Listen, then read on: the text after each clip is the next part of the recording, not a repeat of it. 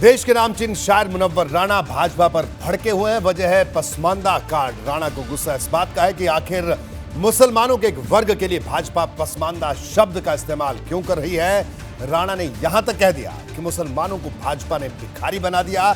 उन्होंने कहा कि हम यहां हाकिम की तरह आए थे, लेकिन यहां भिखारी बना दिए गए। राणा यही चुप नहीं रहे, यह भी कह डाला कि भाजपा वाले कोशिश कर रहे हैं कि किसी तरह पसमानदा लोग अपना धर्म छोड़ दें।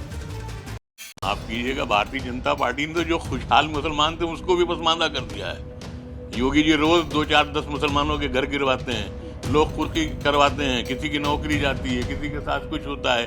कम से कम यूपी में की जेल में बेकसूर लोग होंगे तो कम से कम 50,000 मुसलमान लड़के बंद होंगे। ये क्या ये पसमानदा है?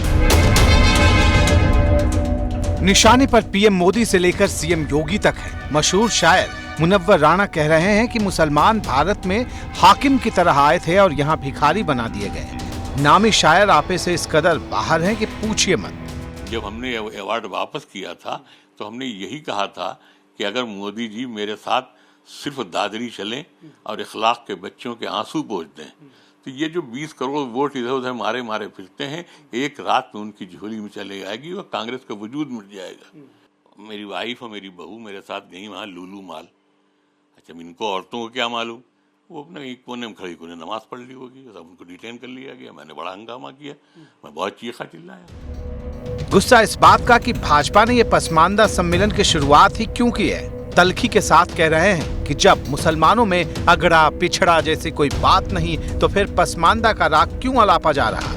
यहाँ के जो ठुकराए हुए लोग थे, जो सनातनियों के ठुकराए हुए लोग थे, जब उन्होंने देखा कि ये कैसे लोग हैं कि इनके यहाँ तो कुछ है ही नहीं, जाइए आप बैठिए इनके साथ खाइए पीजिए, तो उन लोगों ने इस्लाम को कबूल करना शुरू किया। जिनको ये भाजपाई पसमानदा कहते हैं, हम उनको पसमानदा नहीं कहते हैं, हम उनको पिछड़े हुए मुसलमान कहते हैं, गरीब मुसलमान। जैसे जो सनातनी हैं वो दलित कहते हैं, हम दलित नहीं कहते हैं, हम कहते हैं ये गरीब लोग हैं। भाजपा के पसमानदा दांव के सवाल पर मुनव्वर राणा की त्योरियां लगातार चढ़ती जा रही हैं। जुबान से चुभने वाले बोल निकल रहे हैं। ये पसमानदा, जाहिर सी बात है कि इस्लाम में तो पसमानदे का कोई वही नहीं था कि जात पात का।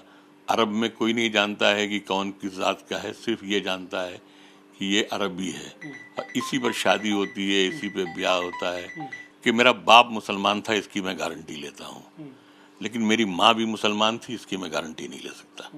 इसलिए कि मेरा बाप first father who was came in India, तो वो चाहे निशापुर से आया हो, चाहे समरकंद से आया हो, चाहे बुखारा से आया हो, चाहे अफ्रीका से आया हो, चाहे अरब से आया हो, तो वो फौज के साथ आया था और फौजें बगल में बीवियां लेके नहीं चलती। गैंगस्टर अतीक और मुख्तार अंसारी पर योगी सरकार के एक्शन को शायर मुनव्वर राणा मुसलमानों की जमीनें जब्त करने का बहाना बता रहे हैं।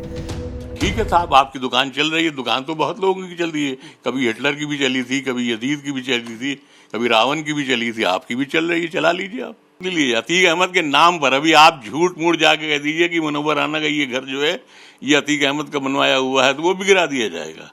ये तो एक बहाना बना दिया गया। अतीक, ये लखनऊ में यहाँ वहाँ सब अतीक अहमद की प्रॉपर्टी है, मुख्तार अंसारी के नाम पे जिसका जी चाहे घर गिरा रहे हैं। आप घर गिराते क्यों हैं? स्कूल बना दीजिए, मदरसा बना दीजिए, अस्पताल बना दीजिए, गरीबों के लिए यतीम खाना बना दीजिए। नहीं, पार्शियलिटी ही तो कर रहे हैं। दुख तो यही है, मायावती की सरकार थी, मायावती ने हर गुंडे को बंद किया।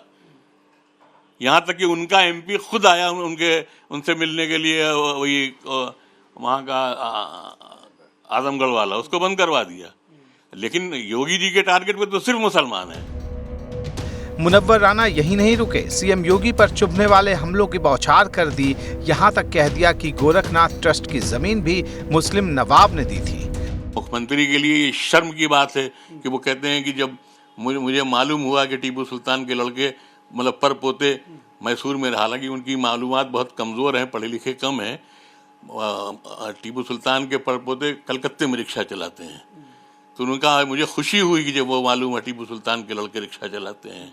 मुझे खुशी हुई जब बहादुर शाह जफर की लड़कियां कलकत्ते के में छप्पर के नीचे चाय पी। ये एक मुख्यमंत्री के लिए गैरत और डूब मरने का मकाम है।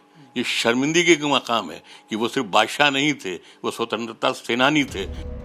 भाजपा सरकार की राशन योजना को मुनव्वर राणा ने गरीबों की मदद की योजना मानने से ही इनकार कर दिया। दो टूक कहा कि इससे गरीब का कोई भला नहीं होने वाला। नए नए नेता बनना चाहते हैं, जो नई नई, जैसे आप देखें ना कि जब से ये भाजपा आई तो कोई राज भर बन गया, कोई रात भर बन गया, कोई दिन भर बन गया। जो भेड़िया, बहेलिया, लगड़िया और सगड़िया सबके नेता पैदा हो गए। नतीजे के तौर पे हिंदुस्तान गायब हो गया। उत्तर प्रदेश में, खासतौर से उत्तर प्रदेश गायब हो गया, लोग यही जानने लगे। तो उसी बीमारी में भारतीय जनता पार्टी अपने कुछ वोट हासिल करने के लिए वो पसमानदा मुसलमान ढूंढ रही है। साफ है कि नामचीन शायर का गुस्सा इतनी जल्दी थमने वाला नहीं, क्योंकि पीएम मोदी और सीएम योगी से नाराज होने की एक नहीं, उन्होंने कई वजह गिना डाली हैं। पसमानदा तो सिर्फ आज का मामला है, बाकी दिल में कई बातें और भी हैं। Bureau report, ABP Ganga.